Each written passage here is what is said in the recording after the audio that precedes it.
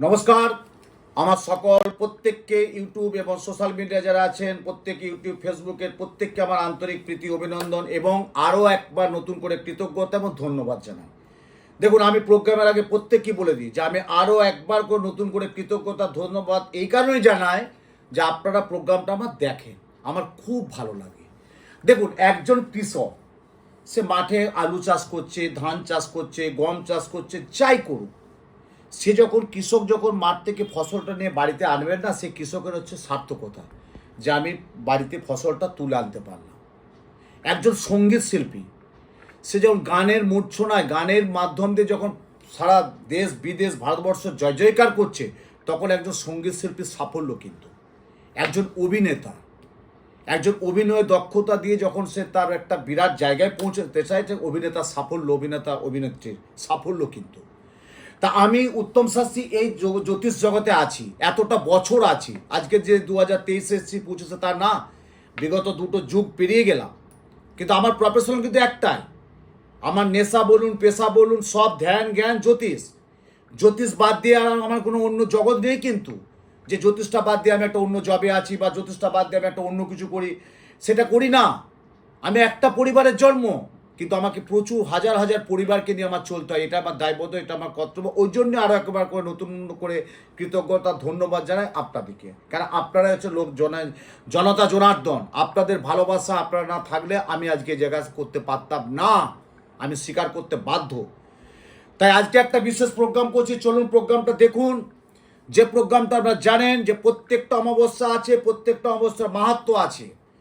তা এই আগামী 26শে মে শ্রী ফলহারিণী মহাকালী অমাবস্যা। কি বলে থাকে এটাকে আমরা? শ্রী ফলহারিণী কালিকা পুজো অমাবস্যা।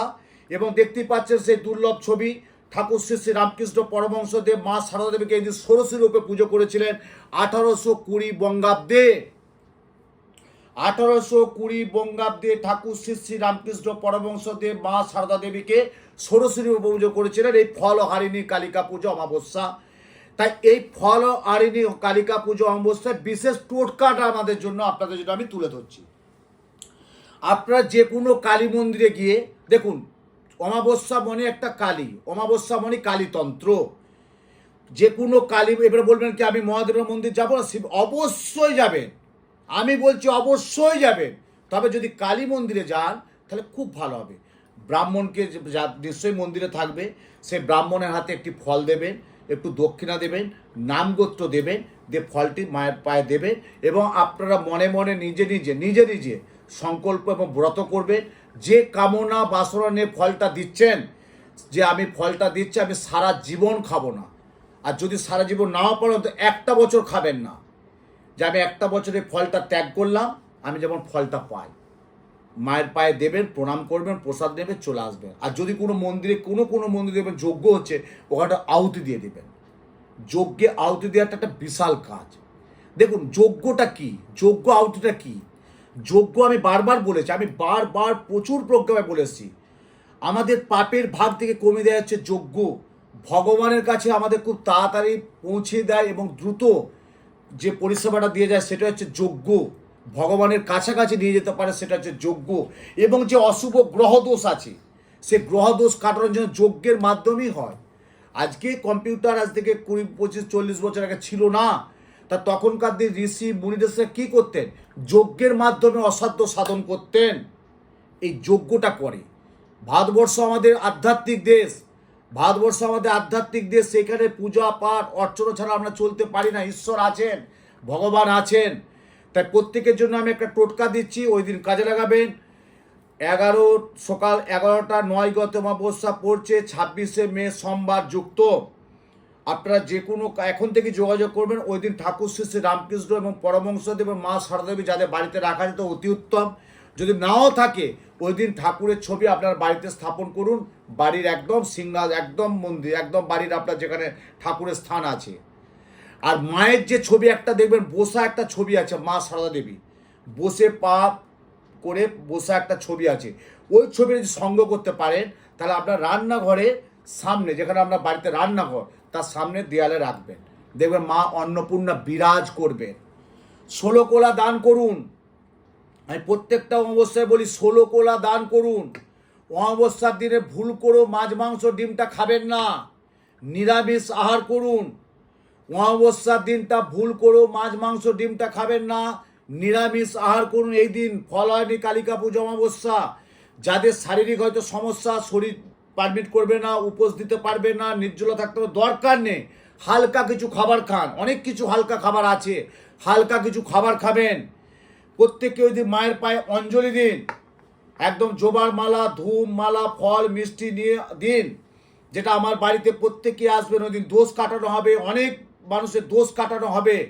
যাদের বাস্তু দোষ, ওই দিন আমি বলবো অমাবস্যার দিন কোনো বাড়িতে একটা গাছ লাগান, টবে কোনো একটা গাছ লাগান, যে কোনো গাছ একটা ওই দিন গাছ আপনি বাড়িতে প্রতিষ্ঠিত করুন। দেখবেন আপনার বাড়ি থেকে যে কিছু নেগেটিভ আছে, পরিবেশ গোলমাল চলছে, বাড়িতে গৃহকর্তা রেগে যাচ্ছে, গৃহকর্ত্রী রেগে যাচ্ছে, ছেলেমেয়ের সাথে মত পার্থক্য, মতবিরোধ, নানান দিকে ঝামেলা, একটা গাছ লাগান। ওই দিন গাছ লাগাবেন বাড়িতে। কেউ হয়তো বলে ফ্ল্যাটে আছি, ঠিক আছে টবে লাগাবেন, বা কেউ উঠোনে একটা গাছ, তুলসী গাছ বা যে কোনো একটা গাছ ওই দিন স্থাপন করুন। ফলহারি অমাবস্যাতে যদি ফলের গাছ লাগাতে পারেন তো খুবই ভালো। ফলহারি অমাবস্যায় ফলের গাছ লাগুন। দেখুন আপনার বাড়িতে 1 বছরের মধ্যে কিছু না কিছু ভালো ফল পাবেন। ভালো ফল পেতে বাধ্য বাধ্য বাধ্য। একটু কষ্ট করতে হবে, এগুলো সামান্য কিছু ব্যাপার। ওই দিন আপনারা সকালবেলা একটু স্নান করে আসুন, গঙ্গায় স্নান করুন। সকাল 11টা 9 তার আগে চতুর্দশী স্নানটা করুন। একটু গঙ্গায় যেয়ে 3 বার হাততালি দেবেন, নমো গঙ্গা নমো গঙ্গা নমো গঙ্গা, বা ওং গঙ্গা ওং গঙ্গা ওং গঙ্গা। গঙ্গায় স্নান করে 3 বার হাততালি দিয়ে কিছু খুচরো পয়সা 2, 5, 10 টাকা নিয়ে যাবেন, গঙ্গাকে দেবেন। একদম কানে হাত দিয়ে 3টে ডুব দিয়ে চলে আসুন। যদি কেউ বাসে ট্রামে গাড়ি নিয়ে যায়, গাছ পা দিবেন। যদি ভালো হয় কথা বলবেন না, মৌনই থাকুন, বাড়িতে এসে কথা বলবেন। এটা করে দেখুন না। আমি বলছি মনে, আমার কথা শুনে এত বছর করে আসছে, অনেক অনেক টোটকা দিয়েছি, করেছে, ভালো তো আছে। আমি জ্যোতিষশাস্ত্র নিয়ে ঘেটে ঘুটে বার করিতে কথাগুলো বলছি।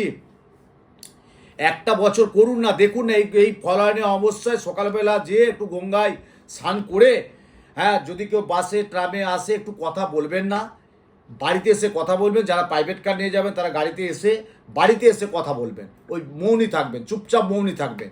এবার যদি কেউ যেতে নাও পারে, তারও একটা আছে উপায়, কি বলুন তো? গঙ্গা জল নিশ্চয়ই বাড়িতে আছে।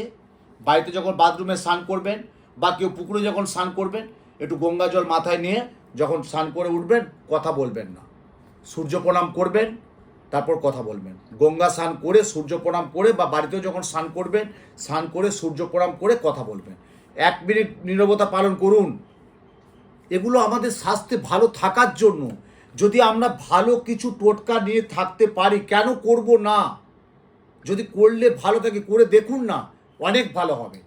তাই আগামী 26শে মে সোমবার শ্রী ফলহারিণী কালিকা পুজো অমাবস্যা আমাদের বেহালা, অর্থাৎ আমার বেহালা শিলপাড়া বড়বাগানের বাড়িতে ওই দিন মায়ের পূজা, হোম, যজ্ঞ, বিশেষ কিছু ক্রিয়া হবে।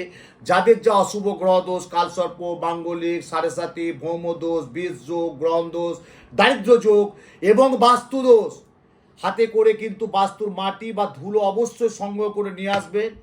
পুজো পাঠ, হোম, যজ্ঞ করে ওই দিন দেখবে যাদের কালসর্প, মাঙ্গলিক, দেখবেন আমার পুজোর উপচারটা দেখবেন একদম নবপত্রিকা দিয়ে কোলা গাছ রেখে, একদম যেগুলো প্রথা রিচুয়াল আছে সেই টোটকা আমি করে প্রত্যেকের মাঙ্গলিক কালসর্প দোষ কাটিয়ে প্রত্যেকের ফল দান করতে বলেছি। যাদের যা সমস্যা ওই দিন অবশ্যই ফল দান করুন। প্রত্যেকে আমার বাড়িতে যখন আসে, ধূপ, মোমবাতি, আলতা, সিঁদুর, মায়ের শাড়ি তো নিয়ে আসেই, তার সাথেও বলেছি ফল নিয়ে আসবেন। বা কেউ যদি ফলের মালা দিতে পারেন, দেখবেন বিরাট অনাবর আনন্দ পাবেন, ফলের মালা দিতে পারে। তাই বিশেষ টোটকা বলছি, আপনারা ওই দিন 26শে মে সোমবার কোনো মন্দিরে গিয়ে একটা ফল তো দান করবেন, আর যদি সামর্থ্য থাকে একটা ফলের মালা দান করবেন।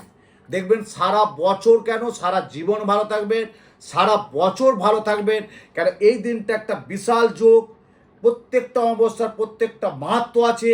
কিন্তু এই অবস্থায় হচ্ছে ঠাকুর শ্রী শ্রী রামকৃষ্ণ পরমহংসদেব মা সারদা দেবীকে ষোড়শী রূপে পুজো করেছিলেন 1820 বঙ্গাব্দ সালে।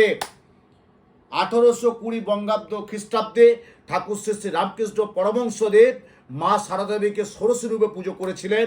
এই দিন ফলহারি অমাবস্যায় বিশেষ মাহাত্ম্য। প্রত্যেককে আমার আন্তরিক প্রীতি অভিনন্দন। আমার বাড়িতে আসার জন্য এবং পূজা দেখার জন্য প্রত্যেকে আহ্বান থাকলো। এবং যাদের যা অশুভ গ্রহ দোষ আছে, যারা দোষ কাটাতে চান, তারা আপনারা আমার এই নিচে স্ক্রলিংয়ে ফোন নাম্বার যাচ্ছে, যে আপনার নিকটবর্তী চেম্বারে একটু যোগাযোগ করে দেখা করবেন। প্রত্যেকে ভালো থাকুন, সুন্দর থাকুন, সুস্থ থাকুন, আনন্দ থাকুন। জয় মা।